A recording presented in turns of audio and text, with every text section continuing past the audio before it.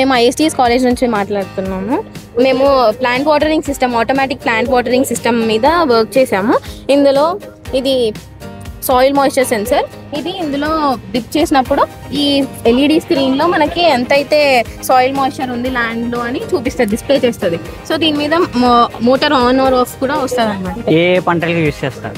Leafy vegetables, tomato, స్పీనచ్, lettuce, ఇంకా చాలా ఉంటాయి సార్. అంటే ఫ్రూట్స్ కూడా. ఒక ఎకరానికి ఎన్ని డివైస్ ఉండాలి, లేదంటే ఎంత ల్యాండ్కైనా ఒక డివైస్ సరిపోద్దా?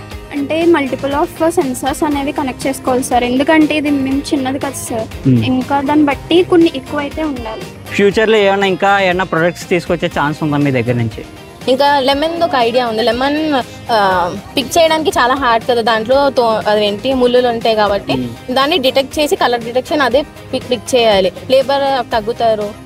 My name is Devi. I am from ISTS Women's Engineering College and my project is zero waste maize. అంటే మైజ్ నుంచి ఏ పార్ట్ వేస్ట్ అవ్వకుండా దాని నుంచి ఏదో ఒక ఉపయోగం కింద మనం తీసుకోవచ్చు. ఫస్ట్ అందులో మైజ్ యొక్క సీడ్ని తీసుకుంటే దాని యొక్క యూజెస్ అనేవి ఎలా ఉంటాయంటే దాని నుంచి మనం ఫుడ్, స్టార్చ్, ఆయిల్, ఇథనాల్ అనేది తీసుకోవచ్చు.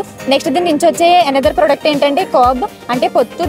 దీన్ని ఎలా యూజ్ చేసుకుంటామంటే మనం ఫ్యూయల్గా కానీ మష్రూమ్ సబ్స్ట్రేట్గా కానీ యూజ్ చేసుకుంటాము. అలాగే దీని నుంచి వచ్చే ప్రొడక్ట్స్ ఏంటంటే యాక్టివేటెడ్ కార్బన్, అలాగే వాటర్ ప్యూరిఫికేషన్లో కూడా దీన్ని ఎక్కువగా యూజ్ చేస్తాం. అలాగే దీని ద్వారా కూడా ఫార్మర్స్కి బెనిఫిట్ ఉంది.